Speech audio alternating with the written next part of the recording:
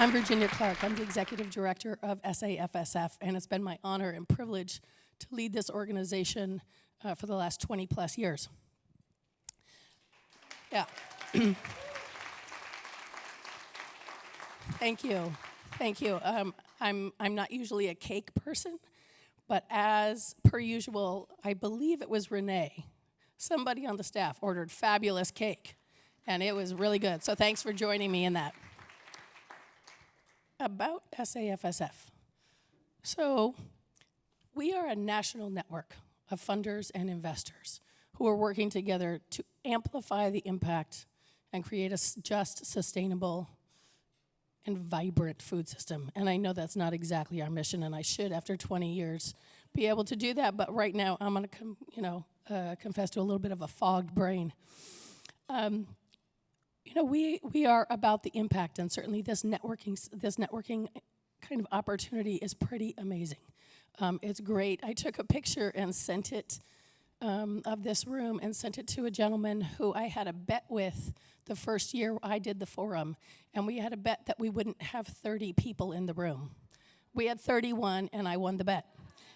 But he's not here this year, so I sent him and said, look what 20 years can create. So, yeah.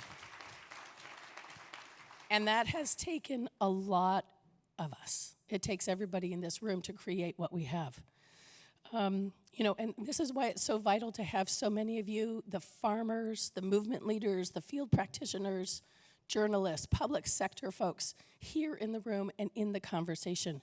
We know that this kind of field-wide connectivity and relationship building is critical to how we all move our work forward. So I want to acknowledge the next slide, please, Lonnie. The staff. If you have not had a chance to meet the staff, the fabulous 10 other people that I get to work with, I'm going to ask the staff to all stand at once, and please join me in thanking them.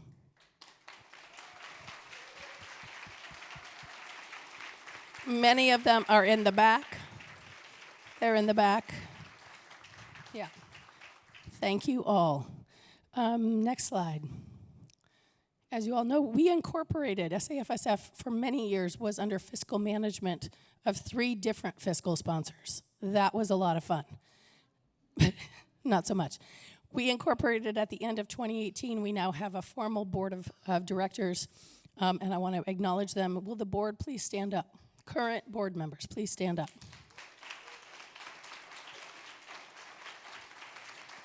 See.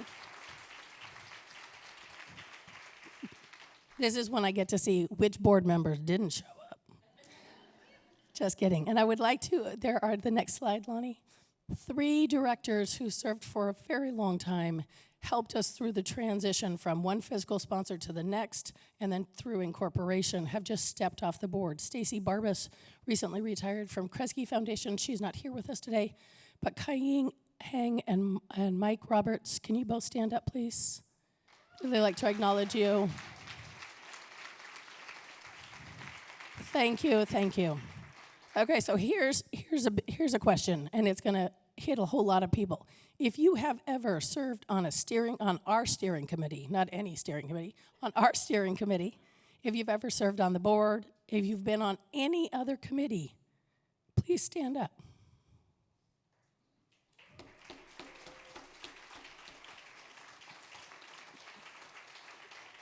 And there's many more who are not present.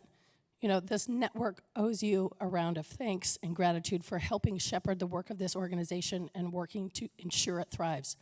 So before we move to our opening plenary, which I'm really excited about, I want to encourage you on a couple of things. Be present.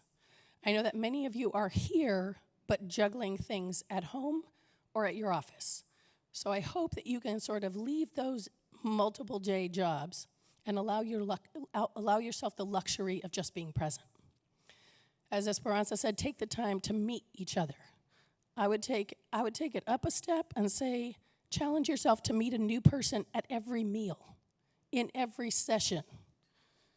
Esperanza's newish to the board, and she's not as pushy as I am. Relationships are infrastructure.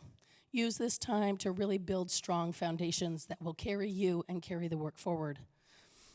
For those of you who are new, who in the room, this is your first forum, whether you're a funder or you're a food systems partner or journalist, yeah. So most of you are new. Everyone here was once a newcomer. We know it can be a little bit overwhelming, but please jump in. Your voice is critically important. What you have to share is important. Who in here does kinds of crafts? Who's a crafter? I'm a crafter. Okay, there's a lot of us. I know this is also a professional meeting, but we believe that crafting and art and bringing in our full selves is really important. So if you're a crafter, it's okay to bring it out, even in Washington, D.C. So I know I've got my knitting in my bag. If you do something else, please feel free to do that as well. And I want to find a little bit about who's here. If you are actively farming, raise your hand. Thank you. Thank you for feeding us. If you work in a community organization, raise your hand. Thank you. How many of you are in the public sector, whether that's the local, state, regional, USDA? Got some folks. How many of you are business entrepreneurs? Come on, raise it proud, come on. Anyway, there's a whole lot of difference in this room, and that's what makes it so special. Have fun. It's really important to have fun, and as Esperanza said, to take care of yourselves and take care of each other. And I've noticed that there are several people among us who are also carrying life, future life with them. And so I want to give a special call out to those individuals and to the individuals that you're going to bring forward into the world, because that's why we're here. And with that, I'm going to turn it over to you, Renee.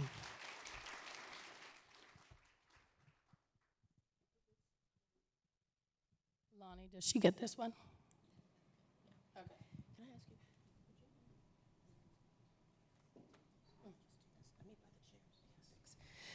Hi, good afternoon, everybody. I'm Renee Katakalos. I am Vice President for Strategy and Impact with SAFSF. And I'm a native Washingtonian and a resident of the DMV, and really excited to welcome you all here. I feel like I'm welcoming you all to my place, and there are a lot of local friends and colleagues here in the room, and I'm also very excited about the plenary that we're going to bring to you in just a minute. But before we start, as funders and advocates working to create a more equitable U.S. agriculture and food system, it's imperative for us to acknowledge that the roots of today's inequities lie deep in the history of land theft and dispossession from indigenous peoples, dating from the European colonization of this continent. We in this room are aware that indigenous people were forced to move, dispossessed of their land, detached from their cultural traditions, and murdered to cover this up and to erase them in their history from the origin myth of the United States. I was born in Washington, D.C. I have deep family roots here and in southern Maryland, owing to the enslavement of captured African people on tobacco plantations established on the fertile lands once stewarded by tribes including the Nacotchtank and Piscataway. These and other tribes, including the Pamunkey, Rappahannock, and many others, flourished throughout Virginia, Maryland, and the Mid-Atlantic area. Over the centuries, the indigenous population of this region has been sharply reduced, and cultural awareness of living indigenous communities is very low. When we go to different parts of the country for the SAFSF Forum, we have for many years included local indigenous food system leaders in our program, and we've visited indigenous food sovereignty projects among our site visits. The DC area is home to many nonprofits working on indigenous issues on a national level, but the visibility of local indigenous communities has been suppressed and hidden to an extent that actually embarrassed me greatly as I began looking at my home region in preparation for this forum. Census numbers show about 1,300 Native Americans living in the city of Washington, D.C. Only the state of Vermont has a smaller Native American population. Maryland, with more than 25,000 Native Americans, ranks number 25 among the states. Virginia ranks number 21 with more than 37,000 Native Americans living in the state. The Pamunkey are one of 2 tribes that have had reservations in Virginia dating back to the 1600s. And they were also the first of 7 tribes in Virginia to win state recognition in 1983. The Piscataway won state recognition from Maryland in 2012. The Pamunkey tribe once again led the way as the first tribe in Virginia to win federal recognition in 2016. So that was 7 years ago. A tribe that has had a reservation in Virginia since the 1600s and has been here all that time. There are now 7 federally recognized tribes in Virginia. There are no other federally recognized tribes anywhere else in the Mid-Atlantic. Our Piscataway Park site visit on Wednesday will go to the ancestral homelands of the Piscataway people along the Potomac River. And at our networking social tomorrow evening, we'll be fortunate to be joined by 2 members of the Maryland Piscataway. Rico Newman, a dynamic elder that I'm humbled to be able to call my friend and neighbor, and Troy Madison Newman, a dynamic young leader I've recently had the honor to get to know. As we gather tomorrow at the National Museum of the American Indian, in a space that strives not always to universal acclaim to tell the histories of America's Native peoples, Rico and Troy will share a bit of their own stories as today's Piscataway people here in the DMV. I personally, and we at SAFSF, encourage you all to learn about not just the indigenous history of the land you occupy, but to learn about and support the present and the future of the indigenous people you live and work alongside in your own communities. And now I would like to welcome our plenary speakers to the stage. We are going to begin our official program with a plenary called Linking Local, State, Federal Policy Across Watershed and Foodshed Boundaries in the Nation's Capital. So I'm going to give you just a little bit of background. I'm going to introduce the speakers and bring them up one by one, and then I'm going to toss it to them to have a conversation that I could be a fly on the wall of for weeks. So Washington, D.C. is at the mouth of the Potomac River, where it spills into the Chesapeake Bay, which is one of the world's largest estuaries. The Bay's watershed and the associated regional foodshed covers all or parts of 6 states. Those are Maryland, Virginia, part of West Virginia, Pennsylvania, part of New York, and Delaware, and of course, Washington, D.C. Restoration of the Bay's water quality and historic seafood populations is dependent on policies enacted across this 6-state watershed. More locally, the Foodshed is centered on the consumers who are here in the city of D.C. is dependent on the rural producers in Maryland, Virginia, and beyond. The existence of policy differences across jurisdictional boundaries can drive regional inequity and limit economic opportunities.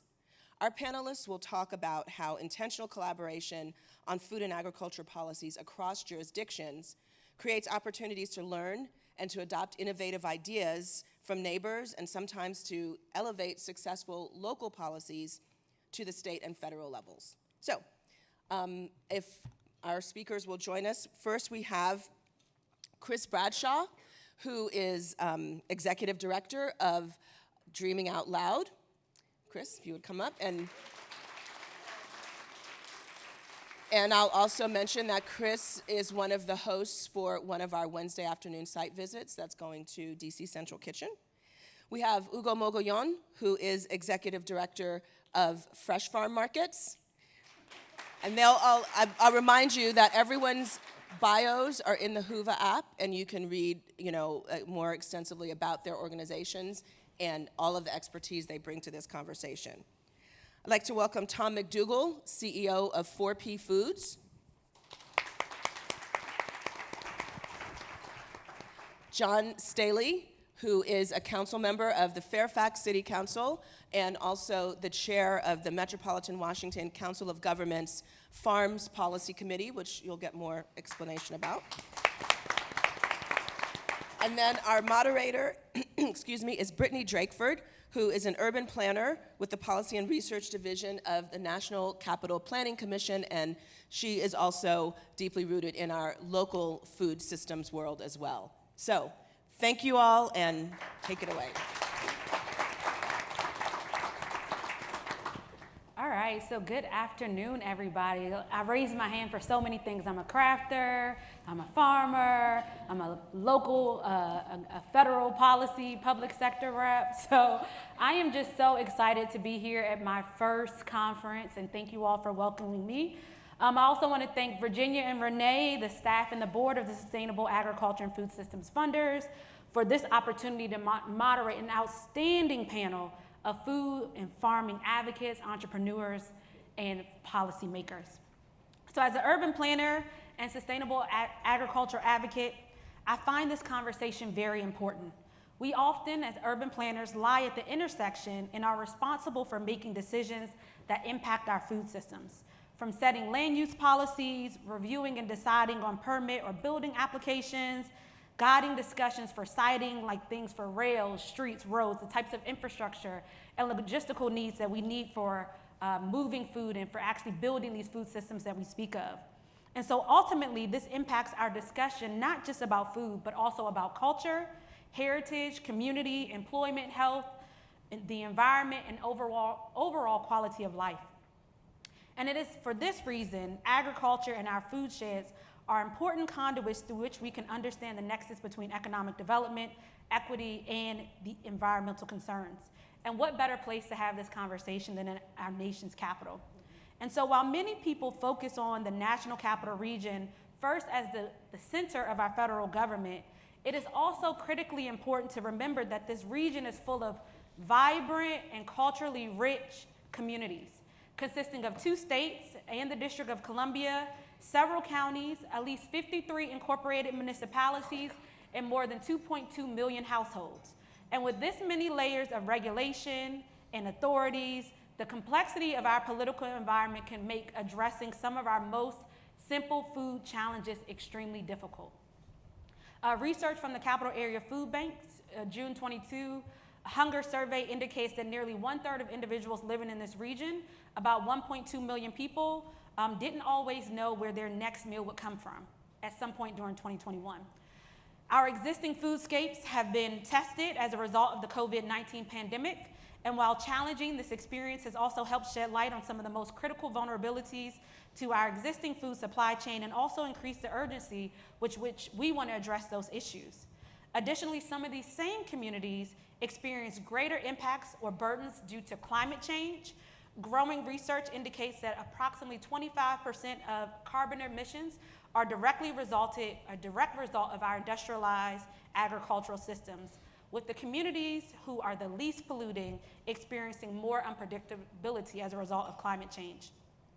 And so today's conversation is really intended to highlight both the challenges and opportunities that communities face when regional collaborations take root, and to provide several outstanding case studies that demonstrate what happens when local advocacy combined with federal advocacy and innovation combine to tackle support to consumers, farmers, value-add producers to really advance the sustainable and regenerative agriculture that supports the environment, economic development, and equity that we want to see. So today's session will happen in 4 rounds. First, I will present one question directly to each of our panelists. Then we'll shift into a round-robin conversation where I'll do some pop-ups and anyone can answer as freely as you all would like. And then we'll ask a final question. I will ask a final question to the panel, and then we'll open it up to you all to present any or to ask any questions that you all may have. So with that, I'll turn it over first to John Staley, who is a member of the Fairfax City Council and chair of MWCOG's Farm Policy Committee, with the first question. So John, and also so I'm also an academic, so forgive me if some of my questions are like 3-part questions, and y'all like, that could be a dissertation all in of itself. I noticed that. All right. So you chair COG's Farms Committee, which looks at food and agriculture policies and infrastructure across the 24 jurisdictions that comprise the COG DC metro region. So your committee is made up of elected officials from regional jurisdictions, and it helps to bring a different perspective and heft than most regional working groups of nonprofit and agency personnel. So what are the members of Farms Committee looking forward to as major issues that they plan to tackle in the next couple of years? And how is the committee of the work actually affecting policies and regulations in the various localities? What types of policies has your regional committee identified as critical to supporting increased access to consumers and sustainable support to farmers and producers? And why does this support matter? Well, I appreciate the question. I took notes in my head of all 4 of those that I'll try and cover off in here. But before I get that, let me just tell you, I get the chance to travel around the U.S. in lots of different hats. You guys have a fantastic energy. So thank you for that. I walked into this space today and I am loving everything I'm seeing because of that focus on collaboration. And that's really why FARM got formed, right? I had the privilege of chairing the Chesapeake Bay and Water Resource Committee at COG, and a good friend of mine, Councilmember Craig Rice from Montgomery County, took me aside, and as a newly elected idealistic person, I'm on my 4th term now, so I'm a little jaded, so I've kind of evolved a bit there. So I was like, let's save the world, let's do things. He goes, great, there's no place in the region to talk about what we eat.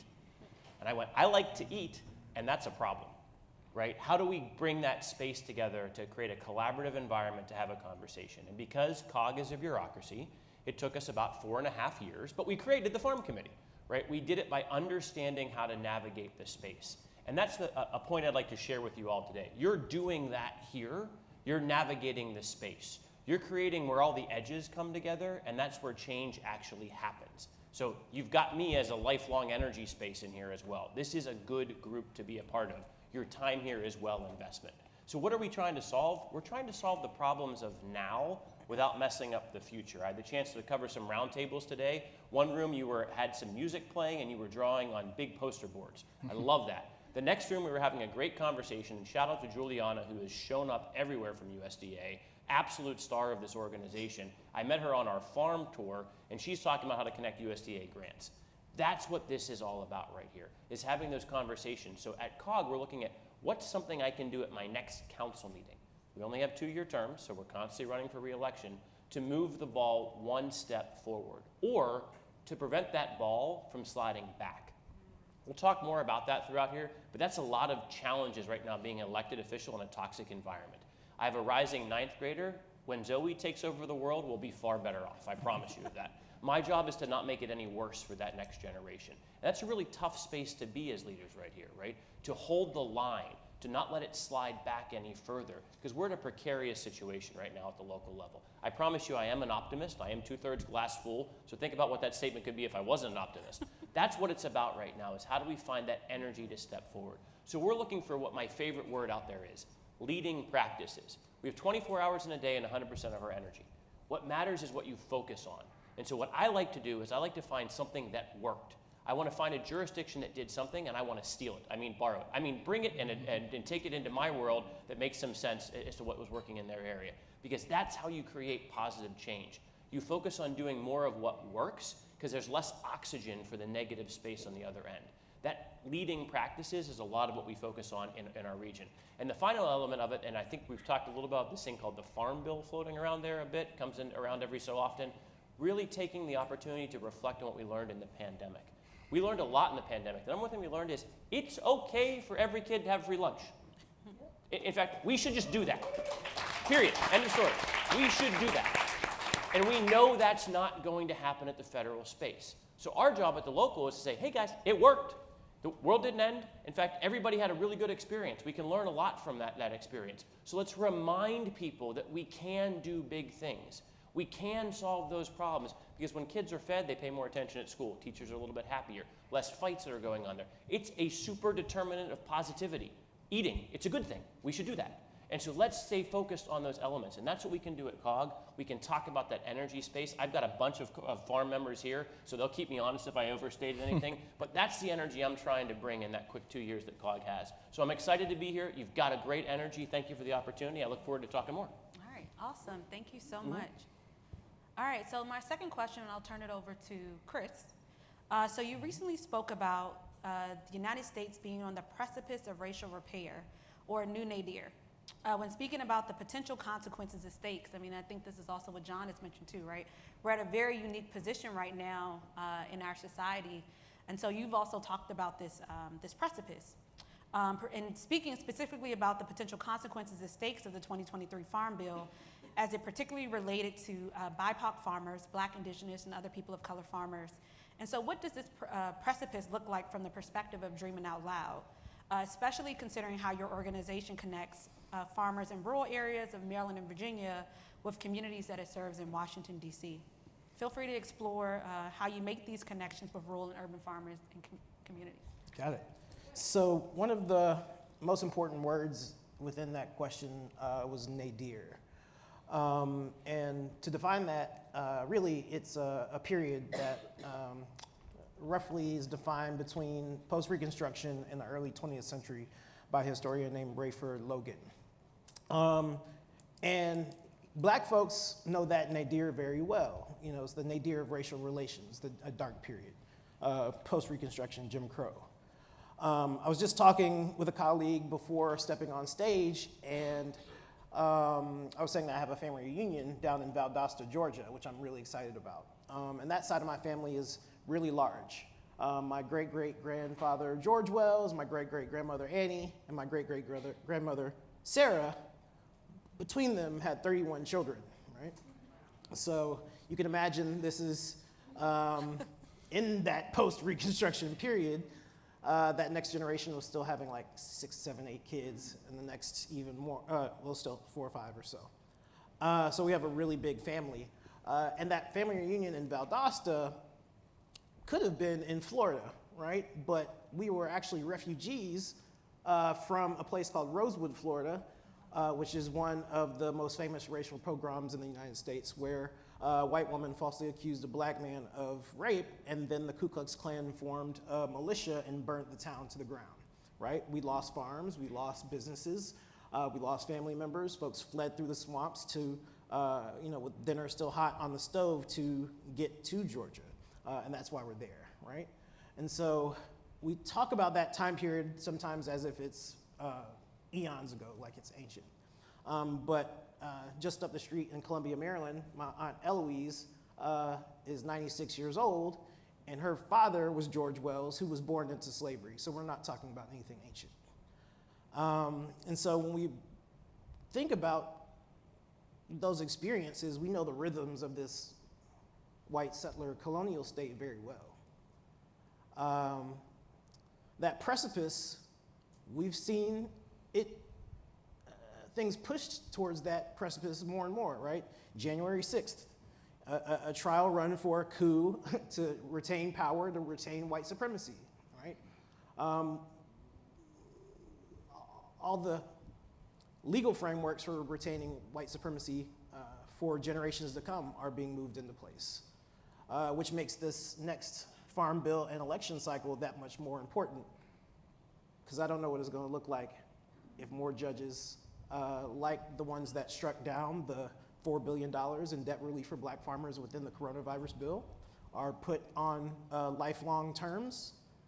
I don't know what kind of sheer and utter violence can be released with an executive order.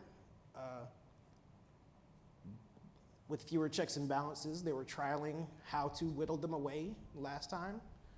And some of us still are afraid to speak up and to say what really happened that day and what that really represented. So when we're talking about the Farm Bill, it's an opportunity to do some really positive things, but bring these bigger picture conversations about whether or not we're going to fall off the cliff or not. The Farm Bill is definitely important. Give SNAP a raise. Things like local food purchasing cooperative agreement, which is a great way of how we think the food system should work. Those things should be standard practice. So many great programs and grant programs that fund the work of folks like the capital markets, folks like Dreaming Out Loud.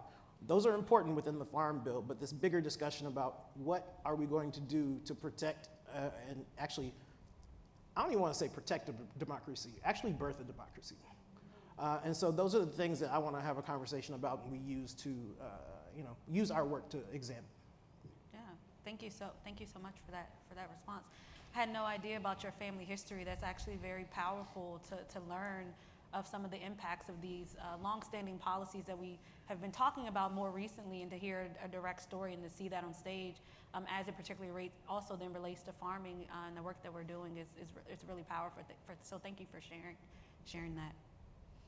Hugo, we've briefly talked about the vastness of the DC metro region geographically, but also there's this fluidity of jurisdictional residency of people who live in the area, but frequently travel to different parts of the region, either for school, work, or other just quality of life issues, right?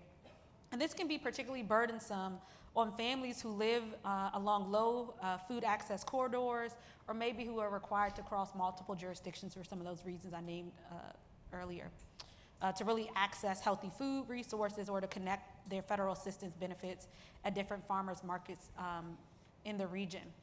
Fresh Farm recently received a large USDA grant to partially address this challenge, and is administering a double dollars food assistance program at farmers markets across Virginia, DC, and Maryland.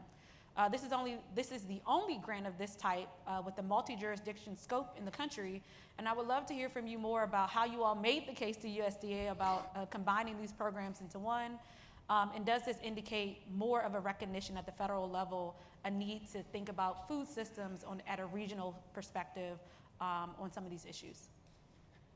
Yeah, thank you. Can you guys hear me? I think so. Yeah, well, you and Congressman, Representative Steele, we're talking about the complexity of the region, and Fresh Farm has been doing work across the borders for probably around 20 years, and so we have faced that complexity for operations in many ways. We started doing like farmers markets, and now we do other programs around distribution, food distribution, and education, but every time we want to do something, we need to deal with whatever is the local jurisdiction. So you want to open a market, sometimes you have to do, just as an example, like a special event, or it's like a fair, or it's like, I don't know, a street permit or wherever, but it's not necessarily the same thing across the border. And however, we internally have to create those systems to work across the different challenges. And we've been doing food access programs for many years. We had a FINI grant before with partnerships in Virginia, and we had another one partner in Maryland. And what we saw is like as many organizations that are in the region, like the ones that are here, and many others, like so much talent here, there was always a difficulty to find those dollars to do the matching, to expand food access, to offer incentives for people to bring them to the market and access fresh, healthy food. And either that could be because organizations don't necessarily have the capacity to go out there and do their fundraising, or even find the money that they would need, or they don't have the staff or the knowledge. And we realized that we had the opportunity to leverage those connections with all these partners, and at the same time the complexity of the region to show, or put together a proposal that would show that actually work across administrations is possible. And we had the internal systems that we've been doing. This is like bringing those partners to use our system, to share the data, and data, I think, is power. Once we start showing the impact of those programs, we were able to bring a proposal to USDA to get this GASNIP grant. The Farm Committee was instrumental there because we needed that kind of support, how we can show USDA that actually was support from the jurisdictions to do something that would work across. And I feel like we were lucky to find that infrastructure of several governments already working in issues of food and use that platform to launch this program. So at the same time, even as the region is complex, I think is important to show how that could be leveraged to bring federal resources to support organizations. Thank you, yeah. And I always find it really exciting to learn more about how that collaboration happened. I mean, so the Double Bucks program, essentially, if an individual is using any type of SNAP or federal assistance, food federal assistance, they're able to double that at any market across the region, and you all are responsible for managing that. Yeah, and we've been like, that money now we're able to use those federal dollars to bring that money to other organizations, not just Fresh Farm, but actually our partners. And what is interesting is, like even the money's coming, you need to think what is the administrative burden that brings to organizations. Even organizations that would love to be part of that, sometimes they don't have somebody to run the EBT machine at the market. So bringing that capacity, helping organizations to run something that could be simple in theory, but it is complex. And the other thing is, like, what we see is, at least on the network of farmers markets in the region, that's like incredible infrastructure that should be used, right? Like Fresh Farm use that and other ways to do a distribution program, but farmers are coming to the city to sell food, and in a space like DC that, we don't have farms to feed the city, those liberalizing those strips also are key to feed the people. So at the same time, you already have those farmers markets that should be used as points of food access, food distribution. I think that is the kind of place we want to occupy, how we can support organizations, leverage those networks, and at the same time find use the support of the leaders that are in power. Yeah. And so for me, it's like, thinking about these different ways of how there might have already been dollars available, but you all really helping people to add the capacity that's needed to really maximize those dollars, which I think is something that's really important too. So Tom, you noted that building resilient food systems that address the urgent challenges due to climate change will require a reimagination of the food supply chain as we currently know it. I believe you described it somewhat as a spoken wheel model, so I want to make sure I'm describing that accurately, so feel free to correct me. But what key investments and policy measurements do you believe are needed to ensure the establishment of a locally connected regional food network that support regenerative agriculture? How can these investments be prioritized with other broader sustainable development goals? And feel free to share any examples with your work with 4P Foods. Sure, yeah, thank you. And thanks again for having me here, for facilitating this discussion. Housekeeping, my partner and I are expecting our third child kind of any day now, so my phone is very much on in my pocket. I'm on baby watch, so if I disappear suddenly, you'll know why. So in addition to being an excited and nervous father, I'm also a bit of a social and environmental justice activist stuck inside an entrepreneur's body, and advocating increasingly often and increasingly loudly, I think, for a new system. And Chris and I were just in North Carolina together last week talking about this. What we're not talking about is a new food system. I mean, we are, it's the Trojan horse, but really we need a new global and economic political system that no longer allows for and candidly rewards externalities that oppress and extract. That is the problem. And unless and until the policy changes that we're advocating for are squarely heading in that direction, it is not enough. Unless and until we move towards a new structure of capitalism that extracts wealth and replaces it into the communities from whom it was extracted, it's not enough. And we're not doing it enough.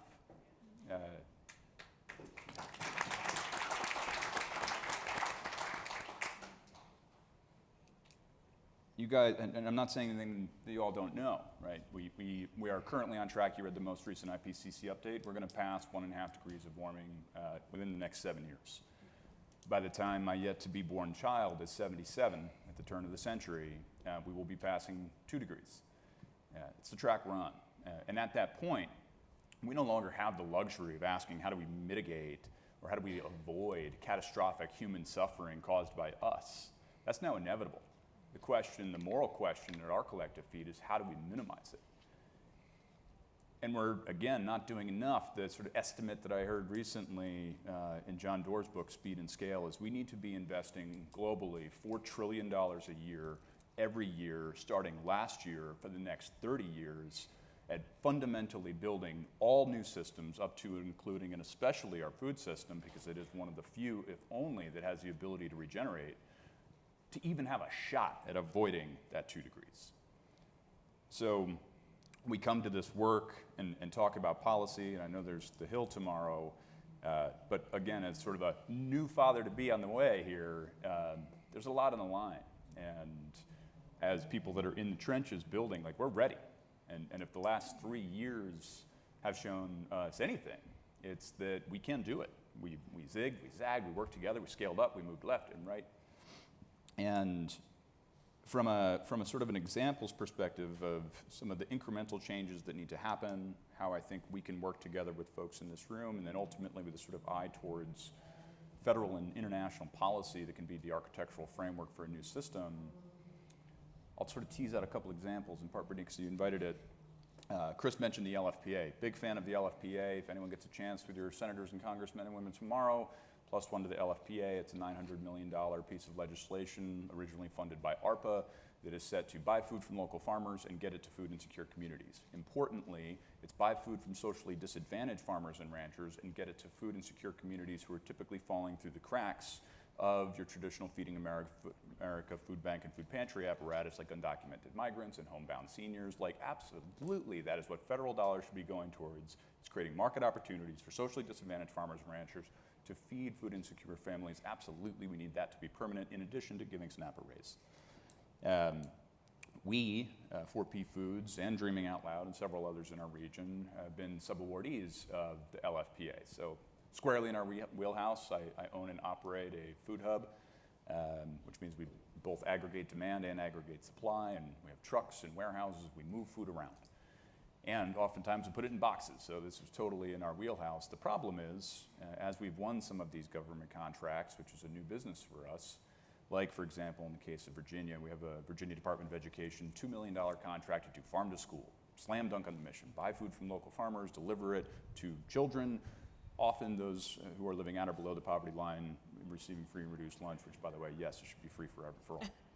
And we almost went out of the business in the process because we get paid net 90 and we pay our farmers net 15. We're a small social enterprise. Our AR went from $250,000 to over $1.5 million in 9 months. I ran out of cash. We are financing the federal government. In the case of Big Ag, the industrial supply chain, they are, because of Farm Bureau and sort of the infrastructure that's already in place, they're able to receive 0% financing for these types of things.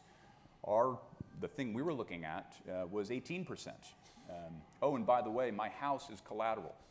So if I fail, not only does our food and business, our hub, our social enterprise, and the 61 people that I employ all disappear, where my children sleep also disappears. That should not be the barrier. Oh, by the way, I'm a white dude. I have access to capital. I got a mortgage to be able to even have a house, to be able to even get into this position. That barrier's too high. And we'll talk more about this, but thankfully, shout out to a few of the funders in the room. They recognized what was happening with us. Like, hey, good news, we're growing like crazy, achieving the mission. Also, we're about to fail. They stepped in and bridged the gap, but as we look around the corner, it's going to happen again and again and again. So we really need to think about this intersection of funders, financing, integrated capital stacks, how policy can get out of its own way, and how to support those of us that are building the new thing. Yeah. Brittany, if I could, I can't help it, Tom, but like, so pumpkins is the example I want you to walk away from. You're like, pumpkins, what's he talking about, right? So we had a problem and an opportunity in the city of Fairfax. We had a PTA that wanted to do a Halloween carving event. Awesome, right? Local business coming in there. Their barrier to entry was going to a corporation that starts with a W and buying pumpkins from them. And I said, that's crazy. Why would we do that when we live right near the Shenandoah Valley? 2 phone calls, we had a truckload of pumpkins locally sourced, delivered to the elementary school, and passed out to the kids. It's a game changer, right? It cost $1,500. I had 1 phone call and I had a sponsor for it, right? All we have to do what these guys are talking about is shift our lens. Mm-hmm. Shift it from what we've always done. How many people have been part of a PTA that's done a family night out for a fundraiser? We spent 60 hours organizing it and got $60 from Chipotle. That's a terrible ROI. Don't do that anymore. Go to your farmers markets. Go to your local places. Think differently, because everybody wants to eat. They want to do these things. And if you take away one thing from here, take away that one example that you can do tomorrow that stops you from doing things that are bad and moves them to something that's just a little different, right? Because that's the space we're trying to operate from here. You're going to hear more of these conversations, but I couldn't resist, Tom, because that's what we're talking about. Do one thing differently leaving this conference, right? One thing differently. To me, pumpkins, right? Figure it out. It works for peaches, strawberries, you name it, but do that differently now, and we're going to move it forward. I love it, man. I mean, and John, I think you bring up such a great point, you know, and really thinking about these non-food related challenges, particularly policy challenges that we probably are all experiencing when it comes to thinking about local food sourcing, food distribution, or maybe even just the infrastructure that our organizations need. So opening it up to all of you all, what are some of the greatest non-food policy challenges that y'all are experiencing to funding opportunities when thinking about implementing some of these solutions cross-jurisdictional or even just internal to your own organizations? And this is, anyone, feel free to jump in. So let me share something we observed in the Loudoun County Farm Tool that we just did in there, right? And that is, we focus on the wrong things, and for me, the aha for that was how you process protein, right? I thought we needed more locations. What I learned in that tour, number one, is we need more people first, right? And if you get that wrong and you focus on the wrong thing first, you can break things before you move forward, right? So I think about apprenticeship programs, right, for food industry that we should be doing all the time. You should have this signing day like you do for sports athletes for every student going into an apprenticeship program, period, end of story. That's what we should be focused on, right? Because the trades are just as important. And so I didn't understand that until I was literally on a wagon with my friends looking at some chicken coops that were being moved, and the farmer was telling me, don't do something stupid, right? That's what we need. We need straight talk from people who are in it, so kudos to everybody out there who's farming.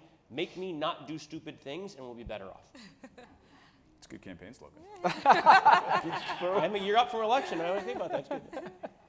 Any other, what are some non-food policy challenges that you all I don't might? know, like, either this policy, but I think that one of the challenges is actually, at a region like this one is some misalignment into policies. Because even inadvertently, some administrations would have policies that are all into creating sustainability, and the next one is to have something that undermine that one. And I think that that is like something that it needs to happen in forums like the farm committee. Is like unless there's alignment, when you don't have if everybody's interests are in the same place, that is something that could happen, and that could be along anything. Like we can talk about like housing or the way we employ people, everything. But in a region that's complex like this one, that kind of alignment is important. There needs to be places to talk about it, because it doesn't matter how we go forward. Somebody is like holding us and bringing us back. Yeah. Yeah, I would say housing. Here in the city, we have communities facing the violence of gentrification and displacement. I'm fortunate to live in a place called the Capitol Manor Cooperative, where the black women in that building helped to turn it into cooperatively owned housing, so that they could have something to leave to their kids and their kids' kids.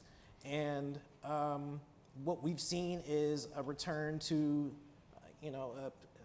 like we're talking about, an extractive profit over people capitalism as it relates to housing, where we continue to build luxury condos and apartments and pretend that somehow supply and demand is going to then just magically work its unseen hand and then make it affordable for communities that don't have access to the resources to afford even what price point it used to be 15 years ago.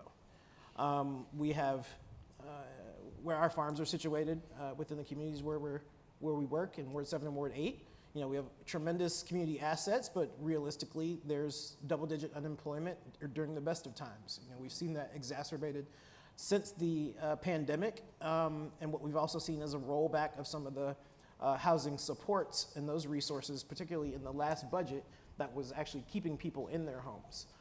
So the threat of another wave of displacement is very real, and it's happening as we speak. And so housing is one of those critical policies that need transformation, because if we're building a new food system for communities, well, how can those communities benefit from it when folks are being forced out, right? And so that's one thing that I would say. Housing, we could go on, but yeah, that's one of the main ones. I'll say, please go on if you want. Yeah, justice reform. Again, we're spending a lot of money on police, and we've seen an increase in murders, right? DC, we're past 100 already. We were at 86 last year this time. We're gonna cross 200 for the third year in a row, I think it is. And continue to invest in the wrong places. We have a crisis amongst our youth, but we're seeing the budget for addressing youth challenges slice as it relates to again, part of the impact of the pandemic, because so much tax revenue is generated by what happens downtown. But the investments that were needed prior to were never made so that folks could even take advantage of that economy. Yeah. And so we keep seeing these compounding issues roll on and roll on. So I hope everybody just heard the link, right? So Chris said one of the challenges are increasing some youth violence, some challenges that you've had. John said we should be investing in apprenticeship, right? Mm-hmm. Great connection opportunity to address some of those. So thank you for really calling that out. Tom, I didn't know if you also wanted to add on to that. Yeah, lack of true cost accounting. Hard stop. The idea that we should be advancing ideas, pilots, programs, et cetera, to figure out how to subsidize the cost for small farmers so they can reach price parity with the industrial food system. The extractive, linear, oppressive, actively killing us industrial food system completely misses the mark on the fact that that system has artificially, which is to say incorrect, low prices. And that's a stick. There's also a carrot in the sense that there are 570 million smallholder farms on the planet, each of which is either employing or supported by 5 people. Do the math on that. It's 3 billion people, roughly a third of our species, that is in a position to actively deploy something that looks and smells like regenerative agriculture if there was a system in place to incentivize that. And the only way to incentivize that is to pay them for the real work that they are doing. And the real work is sequestering carbon, increasing ecosystem biodiversity, storing and retaining water, creating rural access to good food, oh, and by the way, producing nutrient-dense food, and potentially ushering the greatest wealth transfer of all time. But we don't have true cost accounting. So we don't actually assign a value to our values. And there's all kinds of stuff that need to go into actually making that happen, like how much carbon is sequestered? Is it really? And how much in that cubic foot of soil versus that cubic foot of soil? And once we figure out the answer to that question, what is the price of carbon and who's going to pay for it? But the externality thing is what makes our work impossibly hard because we're fighting uphill in a broken system. Tom, I was on a call the other day and they were talking about the hot food bar in the Farm Bill, right, and making it allowable use of benefits. And I think that makes some sense, I understand it, but in the back of my mind I went, should we really be encouraging more people to buy rotisserie chicken from Costco? And I don't know that that's the right answer, right, long term to fixing a system. And so I think part of this group's challenge and our challenge up here is to not be overwhelmed if we take a step that maybe isn't the most logical step in the right direction, if on the other side we're getting better things in there, like increase to SNAP benefit, and understand there's going to be trade-offs, there's going to be an evolution that happens in there, because I don't know how you fight that logic statement that says you can buy cold food, not hot food. Okay, great, we'll let that go, but what is that hot food that we're purchasing? Where does it come from? How does it get there? Those are questions that I now know to ask, that prior to being on the farm committee, I had no idea even existed right out there. And so I think that educational component of where we're at is critical as we move forward. Yeah, and I mean, to build on some of the comments around infrastructure, there is definitely a whole lot that local and regional food system also needs to invest in to get better unit economics by way of economies of scale or economies of collaboration, which I think is a better alternative framework. Take chicken as an example. In the state of Virginia, the maximum number of birds that you're able to process on farm and have a food safety inspection to be able to sell it into alternative or wholesale markets is 20,000 birds per year. And most of the farms that are processing on farm are using sustainable and or regenerative practices. They're family-owned farms. They typically have higher price points in terms of what they're paying their labor. It is sort of the food system that we all aspire to. And yet, none of them can afford the food safety certification that comes from the USDA. And you need that in order to sell across state lines. You also need that in order to sell to any sort of institution.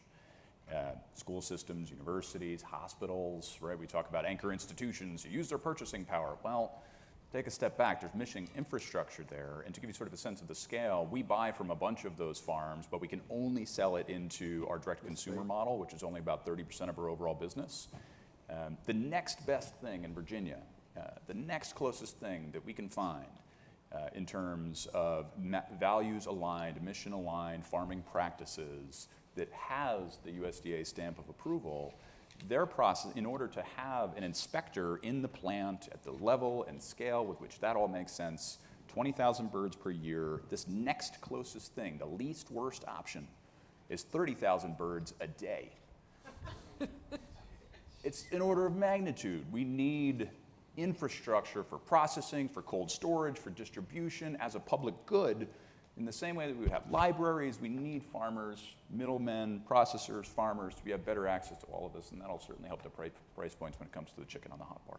Yeah, I mean, I worked, so prior to being with the National Capital Planning Commission, I worked on a zoning ordinance regulation update in the local jurisdiction in the DC region. I won't say specifically, but I mean, we had a 1,200-page document that tells somebody how many chickens you can keep on your house, where you can put your farm sign at, where you can process. And of course, in the time, even though we knew that there were some rural spaces that were closer, so inside the Beltway in the DC region is a good geographic frame of reference for like how far you are from like Washington, DC.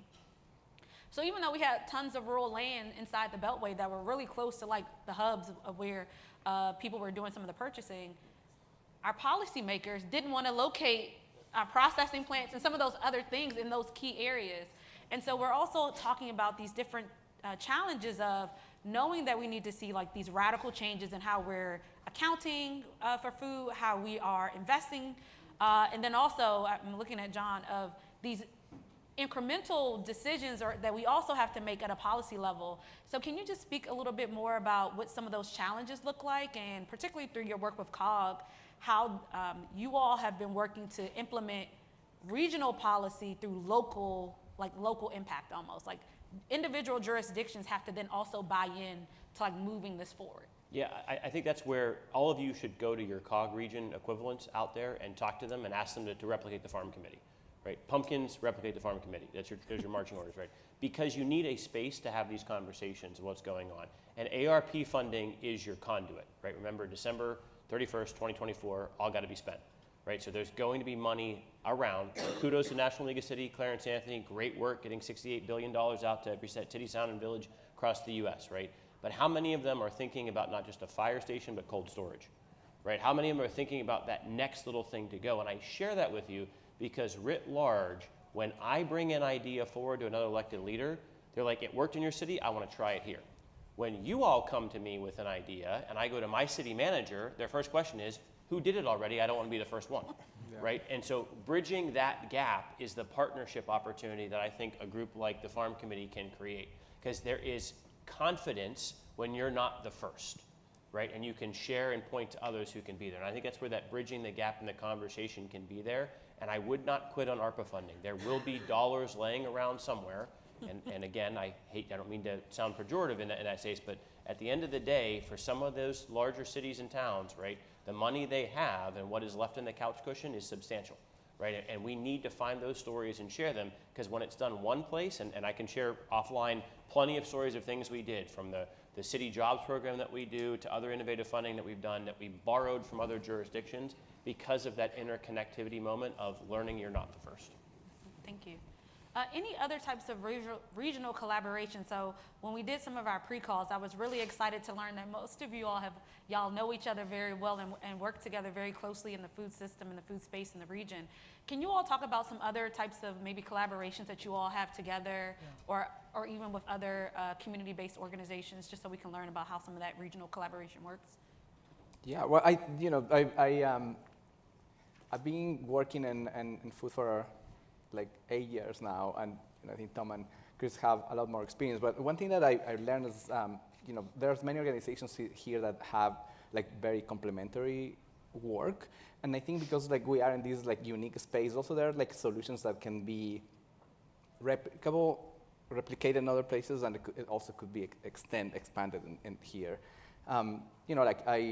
Fresh Farm started doing farmers markets, and I really believe in the power of like direct to consumer. And that is complementary to what Tom was talking, right? It's like for some farmers, it could be hard to go into wholesale. again, it's like they don't know how to do it, or they don't necessarily agree with like pricing sheets. Like we work with farmers, they are cranky, not necessarily gonna follow that. Like it's the reality that comes from a lot of like mistrust created in many ways. So I think that if you see around like farmers markets that are assets that sometimes are overlooked. We have these.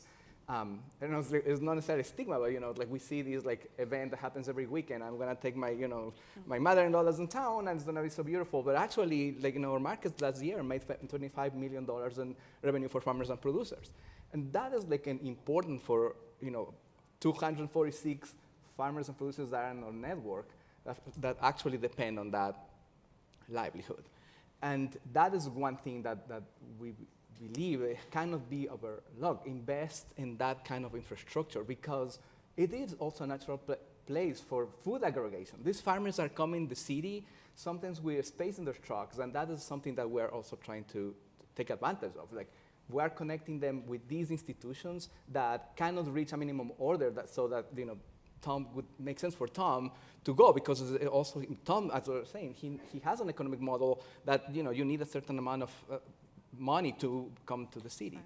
So that means there are like hundreds of small organizations that are excluded from this benefit because they cannot reach that minimum order. If you are a childcare center, you have 50 kids, 50 toddlers, and they eat like quarters of a cup. That is nothing. It's like really like little food. But that doesn't mean that it's like a group of stakeholders that deserve to access to that food. So having the farmers coming to the city, we've been like placing orders for them to serve these clients. And that is not taking clients from Tom or from Chris. Like actually we're including new buyers into the local food system. And I see that like if everybody has like farmers markets in their town, and I think it's important to take advantage of that. Tom was talking about like how risky it is for them to grow and to have that infrastructure. We're doing a solution that is like created with no infrastructure.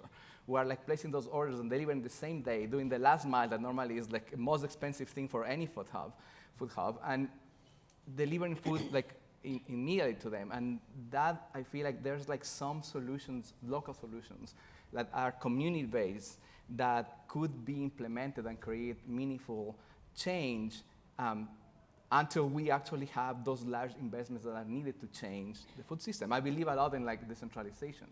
And I think Tom was saying, as we have libraries, we should have like processing like facilities. Mm-hmm. I think we should have something similar for food distribution. I think we don't need to have like DC would never be a big warehouse. Any city, who is going to pay for that? You see what's like because of real estate. But I think we need like probably a small facilities to store and distribute locally.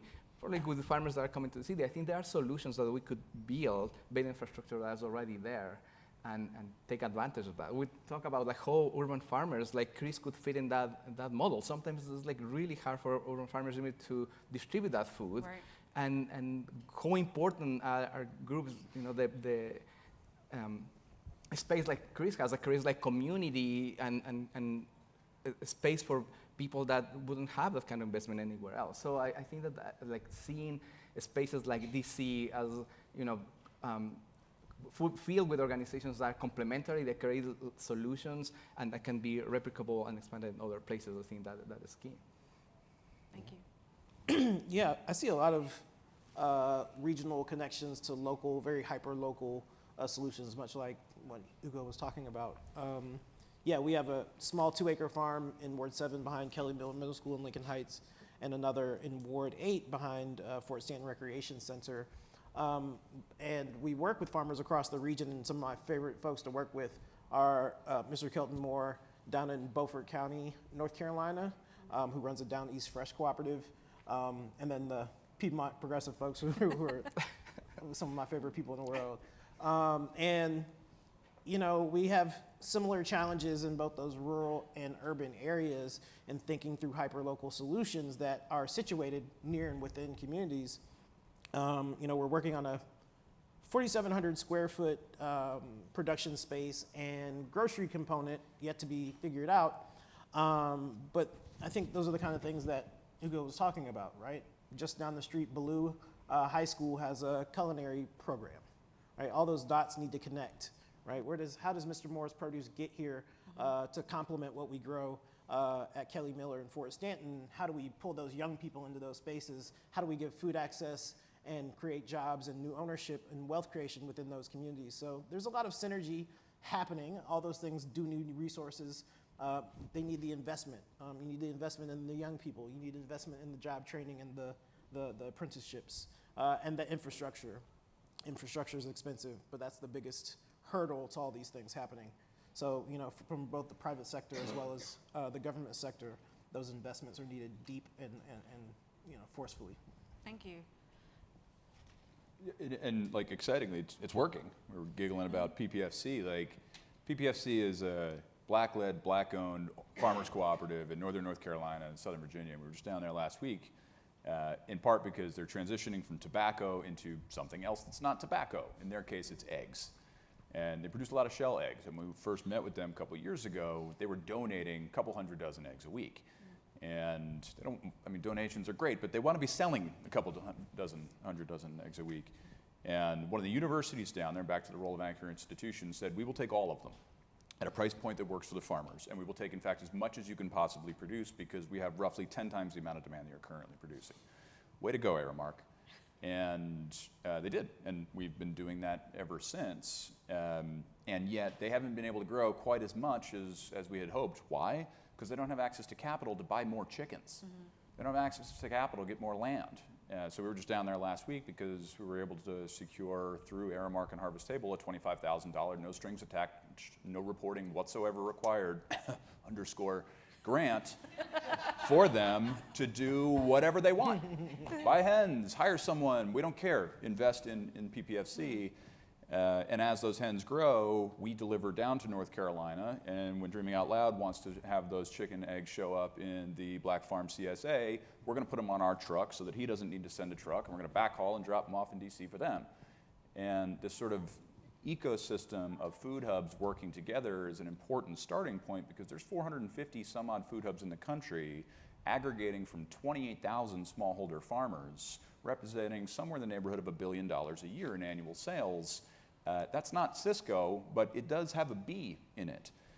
There's tremendous scale there to be had if we cooperate and connect and integrate these local and regional partners into one system that can become the alternative to industrial supply chains in the form of regional, regenerative, and equitable supply webs. We just need to scale it. I want to add on your grant comment for a second. So, one of the things I think that a group like Farm can do really well is figure out how to make it easier for USDA. In fact, it's one of our mission statements is to foster the partnership with USDA to create the space for that less reporting area, right? I think about small capital investments in there, right? Again, for the folks in the back. And just making sure they're hearing it in there. Like, we're here to help you with that because at the city of Fairfax, right, I'm a small jurisdiction. I don't want you to have to apply for a whole lot of things, but I want in the game. Right, and we're working with my colleagues on council right now to have those small dollar amount, think buy a new freezer, right, that you can apply and do, because then it's one receipt, right? I bought a thing, it works for more than 1 year, I have it, I'm good. Because if we can figure that out, then the human being aspect of it, the buying poultry, all those things there can come from other areas. So as funders and as people looking to create this space, don't forget it's a bigger pot of money. No single entity is going to solve it. So figure out where you can fit in there. Create the programs, because we as elected leaders love ribbon cutting. We love the reports. We love being able to say we did something, right? Make it easy for us to do things that is easy for you to send me the receipt for to get reimbursed. And the complicated stuff, like hiring human beings, training other people, it's really time consuming, let's fund that somewhere. Really think about that ecosystem there, and that's where I think groups like Farm can really drive the conversation home. Sorry to step on you there, Brittany. Yeah, no. I mean, look, I love this conversation, so please. All right, but we do have one last question that I'm going to ask prior to us opening it up to the audience. So what is the most important thing that you want folks to take away from this conversation today, right? What's one specific way that philanthropy can help support your work and the change that you're working towards? And I think you all have, presented several different ideas of that. And so just like one thing, I'm gonna put it on my checkbox and make sure we get that tackled. May I say something there? So, like you can see the Triage Project is like an example of like what organizations are doing in the region, and small organizations can create these solutions. the time that I've seen Dreaming Out Loud for PE and Fresh Farm thriving is when we have funding that would help us to increase our capacity.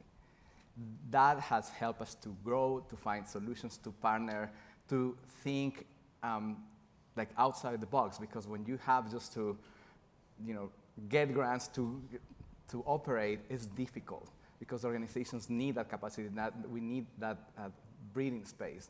So if there's like anything I could say in a room like this, it's like just trust the leaders that you have in your region, because actually organizations have thrived based on those investments.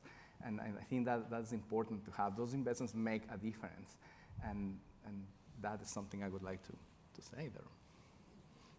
Yeah, I would second what Hugo said. The capacity to deploy capacity in support of others.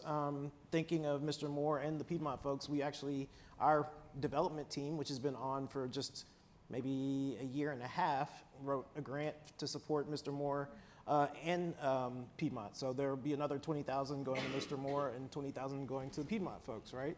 So our capacity actually helps to build others' capacity so that we can then purchase from them going down the road. And so for us, looking at 1303 Good Hope Road Southeast in the heart of Anacostia, we want to raise $10 million to be able to build out capacity, not just of ourselves, but of the ecosystem. And our capacity is important to the equation in a number of respects. Many of us don't have comms capacity. We don't have the ability to even tell these great stories. And that's something that will pull more people in. So being able to just build out the physical infrastructure and capacity, but also the human infrastructure of the folks that are invested in and are a part of this great work is something that's crucial in an unrestricted way so that people can operate freely. Again, reducing reporting. One more time. Reducing reporting. Okay, I think I heard you. Got it. Yeah, plus one, and I would say sort of along the resource constraint, but opportunities when resources are there, lines. We don't have a ton of time to fundraise from the 4 different buckets. I need to restructure my balance sheet to get a working capital line. I need to get some public grant money. I need to get some private investors. I need to get some grant. We are, I think, all sort of heading quickly in the direction of asking a room like this to fully embrace integrated capital stacks. He's raising 10 million. We're going to raise 6. And what do you got? 10? Whatever. Yes, a bunch 10. of millions. Yeah. And we don't have time anymore to break it up into $1 million here, 500 there, 2 million here. Like the whole stack needs to be looked at as a holistic approach. And I think not only doing it that way will be a little bit uncomfortable, but boy, will it unlock so many more dollars. The RFSI is a huge chunk of money that just came out of AMS and USDA. Thank you, USDA folks.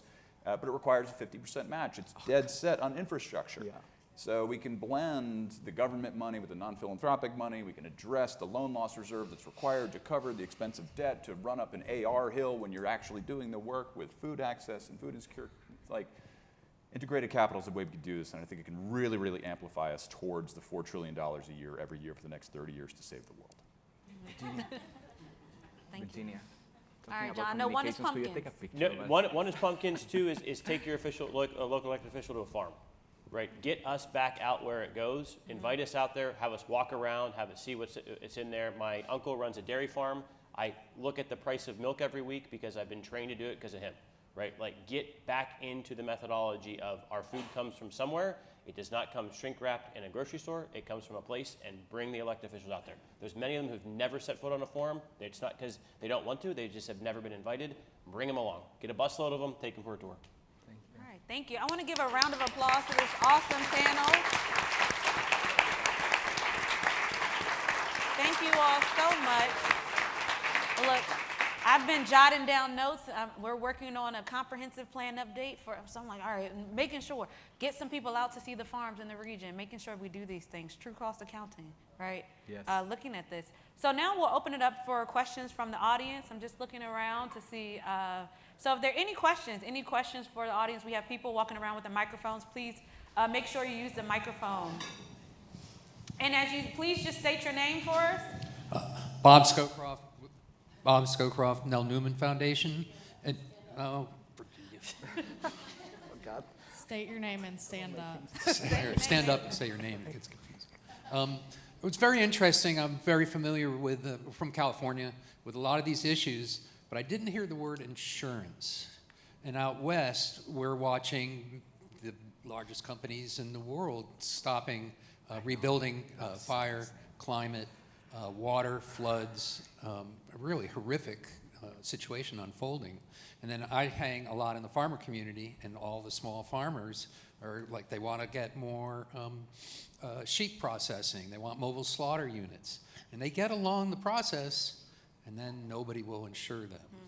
So I'd like to just a little dialogue. Do you all, in scaling up in these steps, where does insurance play a role in your conversation and in your budget? It's a great question. Thank you. Well, yesterday we were at the screening of the beautiful movie that you have created here and digging, and they were talking a bit about how these large companies have all these risk mitigation systems from the federal government. That doesn't exist for small farmers, and I think one of the reasons also because there's not ways to do real accounting of the cost of that. They're impossible sometimes for farmers to collect even their own sales because they don't have the internal infrastructure to do that. And you need that to do crop insurance.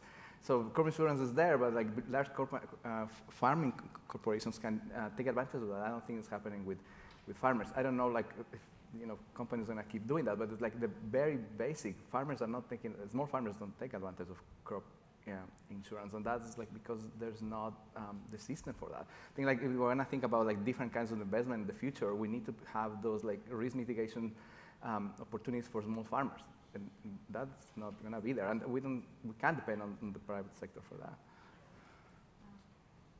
You want that one? Insurance is expensive. I mean, just being in the city elevates your costs as well, so that's something that we have to consider, especially with vehicles operating, not just collision, but fingers crossed that they don't disappear. So in terms of supporting small farmers, I think there's not a lot of opportunities for them to navigate crop insurance. It kind of seems nebulous. It kind of seems dense. So I think the more that we can deploy capacity of folks that are more familiar with the language and the verbiage and how those mechanisms work, that more people it could be demystified, and folks could, at least take advantage of what's there, and we can improve upon what might need to be bettered. And I wonder, would there be opportunities at the local level? I mean, particularly in thinking about public infrastructure. So we talked a lot about let's say public cold storage, right? So shared cold storage unit that might be, I'm thinking of a rec center, right? I mean, so then what would insurance look like in those instances if local governments were actually doing some of that investment, right? Because certain institutions, certain municipalities are so large they can insure themselves, right? And so what does that, I don't know if that's one possibility or one idea to explore more. I mean, COVID-19 changed the way we think about problems, right? And so I think leaning into that opportunity to say, what can I do as a municipality, and then where are the water's edges at, really is a good conversation to have. I think that's a discussion we should be having. Not to mention, looking at, why, and no offense to those from California, but why does my local grocery store have strawberries from California year round? Maybe we shouldn't do that long term, right? Mm-hmm. And so just thinking about some of those underlying questions as to what is the replacement for that, right? There's an economic model that, for better or worse, is causing us to keep doing that, right? So how are we going to change that, and where are those levers? I know I'm always open to those discussions and learn something every time. Mm-hmm. Any other questions? I'm looking around. Microphones. We right here, down at the front.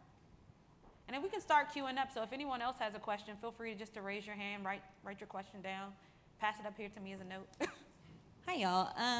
Jamie Finucci with the Community Alliance with Family Farmers, also from California, but grew up on the East Coast.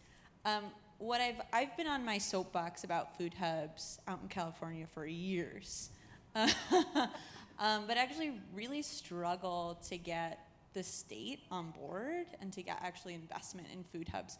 We've got, you mentioned there's like 400 food hubs across the country. We have maybe 10 in that very massive state. I'm just kind of curious and looking almost for like advice or perspective from all of you on like, how have you been able to leverage your networks, your communities to like uplift the importance of food hubs, primarily so I can like use that to bring home. Feel free, anybody. Yeah. The governor was at the governor in California was at an Earth Day event and for giving a speech about local food systems in California, and he spent about half the time talking about the need for food hubs. So it's coming, but yeah. I know there's one in development in Yolo County, but yes, for the agricultural center of our country, you'd think there'd be more.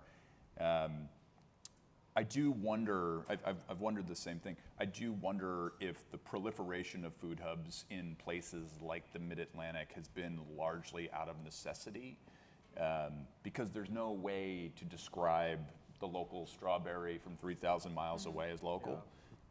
Whereas where you are, I would imagine that if it checks a geographic proximity box, has that been enough historically? But I think what we have done, there's a saying in the food hub world, if you've seen one food hub, you've seen one food hub. So how we've done it, there's no real playbook necessarily, but I know with certainty that like doing it together in this interconnected approach and creating more of a playbook of like, does our region need a food hub? If so, how? What? Why? What is the business plan? What are the economics? Who else does it plug in with? What is the open source technology available to power it? What are the SOPs that will make it really easy? That should be an open source piece of paper when folks are like, we need one to serve this community. It should be a plug and play franchise model that the wealth created stays in the community and empowers those farmers to really thrive. So we'd love to chat afterwards if any of that is helpful. Yeah, probably is a matter of need, right? Like we want to have a market for local. It's really hard to compete with food that comes even from like Chile, right? Like apples from Chile are still cheaper than apples from West Virginia. So I think it's that for necessity, and especially for us, it was like, you know, we saw the need and the opportunity for clients, and when it was hard for them to connect with food hubs, that created like help us to create a model that would serve. And I think for Tom's been the same. It's like there was a need opportunity, and I think for Tom specifically, I remember as being like, you know, a reinvention of his model with time, because like the need keeps showing up, and you need to see like people that are like creative and resilient needs to be in charge of those opportunities.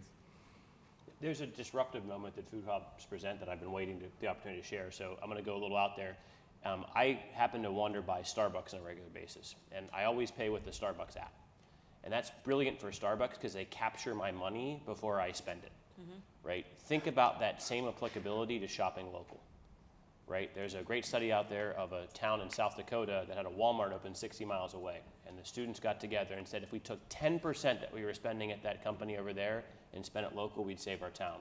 And they did it, and they brought $1 billion back into town, right? We can make these types of changes if we think about a technology to empower capturing resources that I have to spend in a particular space.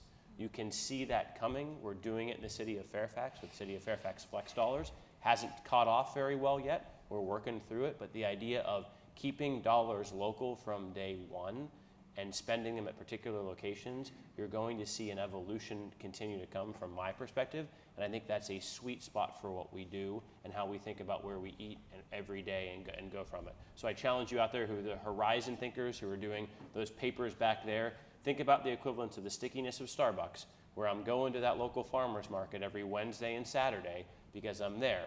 Why? Because that data is gold, right? And no single farmer can capture that data because I don't know any of the farmers in here who are running big tech companies as well, and if you are, I'd love to talk to you about how you're doing it.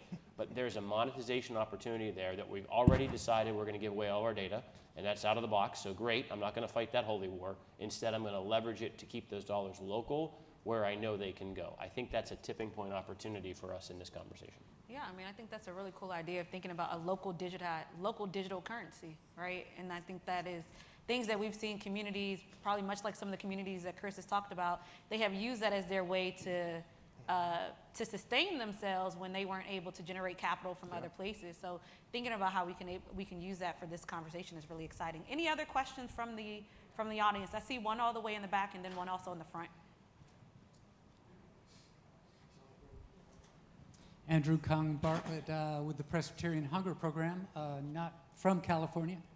And yeah, I guess you got me thinking about the extractive economy and how to move away from it, and wondering what you think about the role of cooperatives in that transition, especially when it comes to food, and wonder also specifically, like, can producer co-ops solve that problem about the 20,000 minimum chicken dilemma? Thanks. I think that was for you. Who wants to take this question? Yeah, I think cooperatives are going to play a major role. I think we've seen them form and need to be strengthened. Piedmont, Down East Fresh. There's many more emerging around grocery ownership as well, like Detroit Black People's Food Security Network and the Detroit People's Food Cooperative. So I'm really interested to see how they are capitalized, how they are able to penetrate the market, because we do have to realize that cooperatives are also businesses, so they compete against market forces. Thinking about the Renaissance Cooperative in North Carolina, they ran into that very real proposition, right? They didn't have the management core to manage the store. Folks didn't really understand the full spectrum of the business. They did not have a marketing plan to be able to continue to drive customers to the store after the initial interest.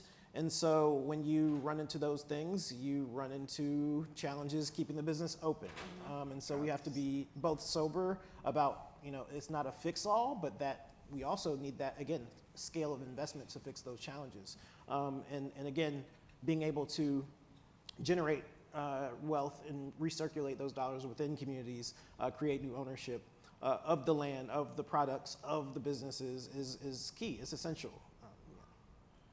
Yeah, I would plus one all of that, and PPSC, it took them 2 years, basically a full-time person supporting them just to get through like the legal framework to be able to create the cooperative of itself, and then ensure that they have the funding to keep that person full-time administering and overseeing. So like yes to cooperatives. Also, I am encouraged by some of the other sort of legal structures that are becoming more and more mainstream. Like we, for example, are a public benefit corporation. That's new as of 2012.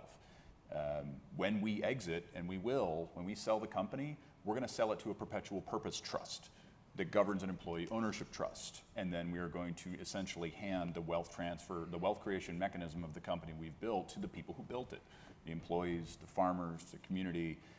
And that PPT over an EOT structure is very similar to sort of the spirit of cooperation. It's just a sort of new tool that has tax implications, investment implications, scalability implications. So I think they will play a role, but much in the spirit of regeneration, each community will be choosing some different tools from different toolboxes. Yeah. We have one more question back here. But, so this is Renee. Before I actually let Sarah ask her question, I feel the need to just chime in. The question I was just asked, just to point out a couple of other interesting cooperative models, especially around meat production, that are at a larger scale, but larger than kind of what we're maybe talking about right here, but also not completely corporate. And one of those would be Shenandoah Valley Organics, which markets in grocery stores as Farmer's Friend, which is out of Virginia, and was, I don't personally know a whole lot about it, but just something to look at. Were contract, farmers of the Purdue's or Tyson's or whatever who left that model and created their own cooperative where they actually control and own the infrastructure, but they have a scale that allows them to be in grocery stores and producing organically and owning their own company. And the other, I think, interesting cooperative model I'll mention is Nyman Ranch and the work they do. And actually we have a friend from Nyman here, Alicia Laporte is here somewhere. But while that has been very, that's been focused in a particular region and in particular sectors, it seems to have a lot of promise that could be extended to other kinds of communities and other types of of production. But all of those kinds of things need, ways to scale for sure. So just other things to think about. Hugo, you want to add something? Well, yeah, I think like the systems of production are like could vary. I think for me the question is like how to de-risk getting into the market, because it's really hard to compete. It doesn't matter, like with prices. When you go to the supermarket and you cannot reach that price point. I think that is part of the conversation that was like Tom was saying earlier. Like we can have many ways to and models for production of food, but then it's impossible to get into the market. How we de-risk getting the food in the market is the question. We've been operating with grants because we don't want to mark the food, and we are operating at small scale with farmers so they could reach a point when they're like, okay, now I'm ready to go into larger scale wholesale. I think there's a critical space and point when these businesses have to be supported to enter into the market. It's like we see many good ideas failing because we just let them go into the market forces. That can't happen. We cannot ask these small cooperatives or farmers to compete with the larger corporations. I think that is where is the importance. We think a lot about supporting all these good ideas, and then there's not support to go into selling. That is a big gap that we need to think about. Yeah, thank you. Thank you so much. I'm Sarah Bell. I'm with the 11th Hour Project, a program of the Schmidt Family Foundation, and we fund nationally. And I was just curious to hear a little bit more about the sort of impending procurement cliff. Folks talk about so much money coming from the federal government, the LFPA program wrapping up by the end of 2024. What role do you see? Like, what would be helpful from funders as all this money is coming in, but in helping to navigate that cliff? And so it's not a cliff; it's like jump off and glide. But yeah, just to hear a little bit more about that. And thank you so much for all of your work.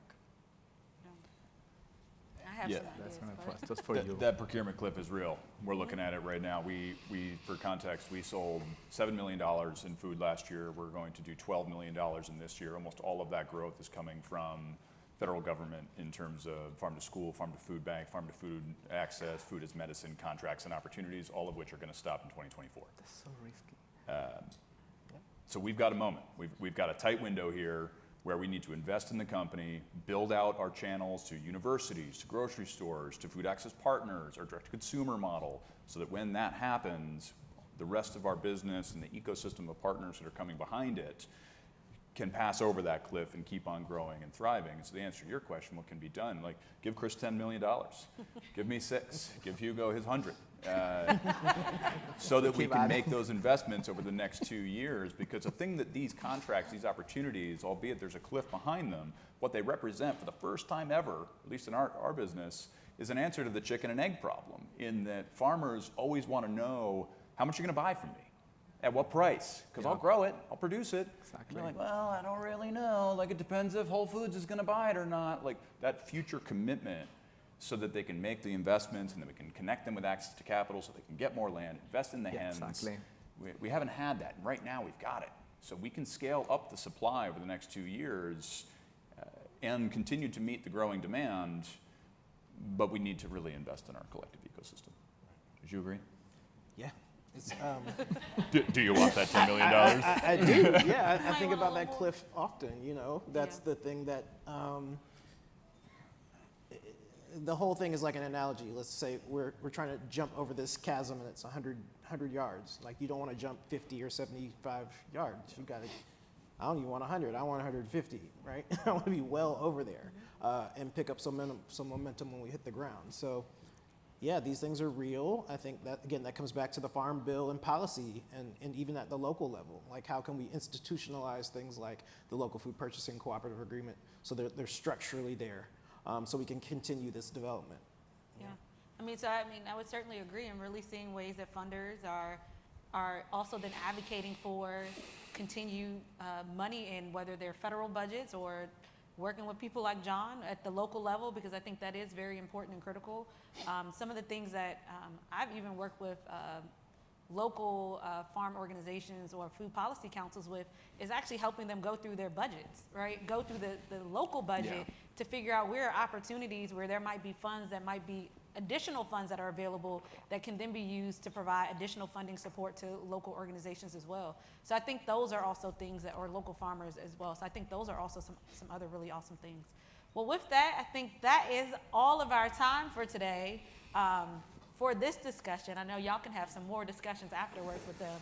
But again, thank you all so much for the great discussion, great conversation. Really appreciate it, and final round of applause.